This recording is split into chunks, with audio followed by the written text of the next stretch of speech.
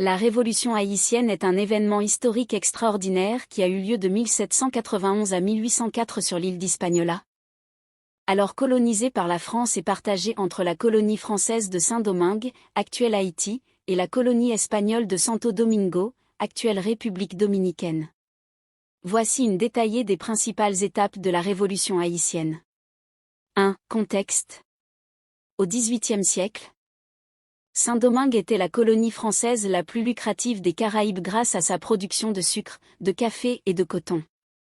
Cependant, cette richesse reposait sur un système économique cruel et inhumain, l'esclavage. Des centaines de milliers d'Africains étaient réduits en esclavage et forcés de travailler dans des plantations, dans des conditions terribles, sous la domination des colons français. 2. La révolte de Bois-Caïman, 1791. Le 14 août 1791, une cérémonie vaudou, dirigée par des esclaves, dont Duty Boukman et Cécile Fatiman, se tint dans la forêt de Bois-Caïman. Lors de cette cérémonie, les esclaves prêtèrent serment de se battre pour leur liberté et de se révolter contre leurs oppresseurs. Cette cérémonie marqua le début de la Révolution. 3. La montée de Toussaint Louverture. Toussaint Louverture, un ancien esclave éduqué et talentueux, se révéla être un leader charismatique et militaire exceptionnel. Il joua un rôle crucial dans l'organisation et la consolidation de la résistance contre les forces françaises.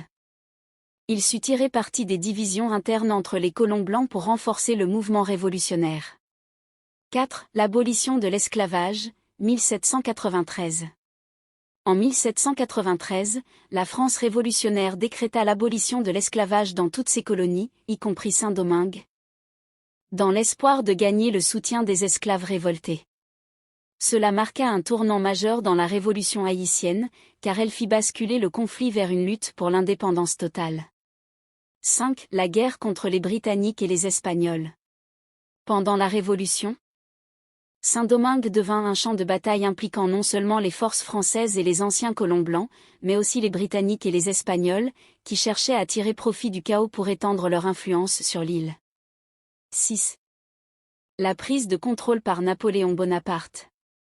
En 1802, Napoléon Bonaparte, désireux de rétablir le pouvoir de la France sur Saint-Domingue, envoya une expédition militaire dirigée par son beau-frère, le général Leclerc.